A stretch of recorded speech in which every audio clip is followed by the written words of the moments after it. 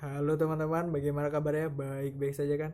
Di video kali ini saya akan mereview materi tentang topik dan kerangka karangan. Yang pertama, pengertian topik sendiri adalah topik berasal dari bahasa Yunani, topoi, yang berarti tempat dalam tulis-menulis. Berarti pokok pembicaraan atau suatu yang menjadi landasan penulisan suatu artikel. Topik juga bisa diartikan sebagai pokok pembicaraan atau pokok permasalahan. Topik kerangka adalah suatu hal yang akan digarap menjadi karangan.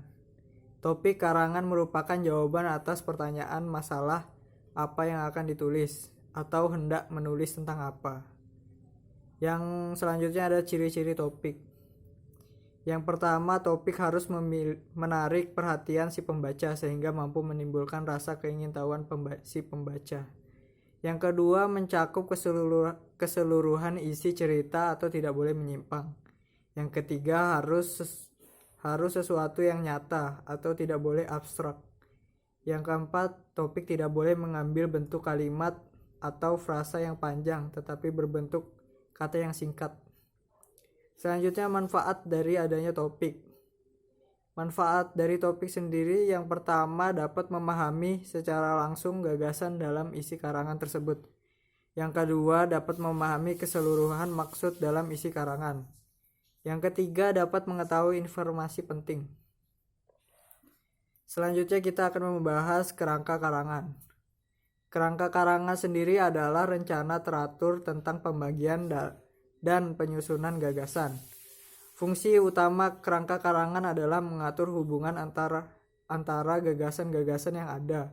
Melalui kerangka karangan, pengarang dapat melihat kekuatan dan kelemahan dalam perencanaan karangan.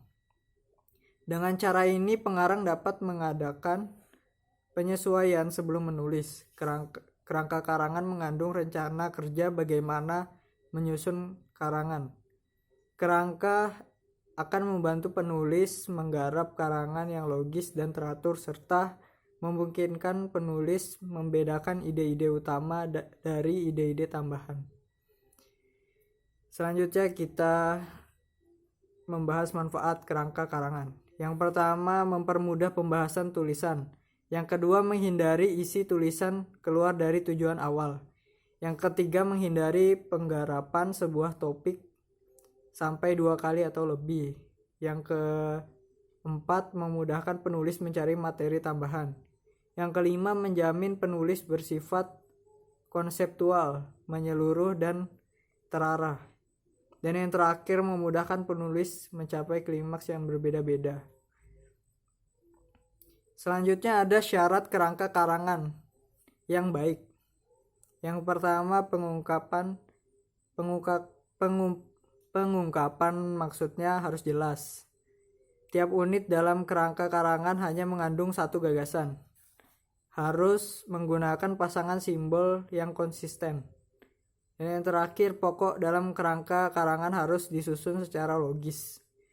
Dan yang terakhir, cara membuat kerangka karangan. Yang pertama, cari ide atau gagasan cerita. Yang kedua, merumuskan tema dan menentukan judul suatu karangan. Yang ketiga, buat alur struktur naratif, eksposisi, komplikasi, dan resolusi. Yang keempat, buat poin pembicaraan. Yang kelima, kembangkan pokok pembicaraan atau skenario. Yang terakhir, buat judul. Sekian dari review singkat saya tentang materi, topik, dan kerangka karangan. Kurang lebihnya saya mohon maaf. Wassalamualaikum warahmatullahi wabarakatuh.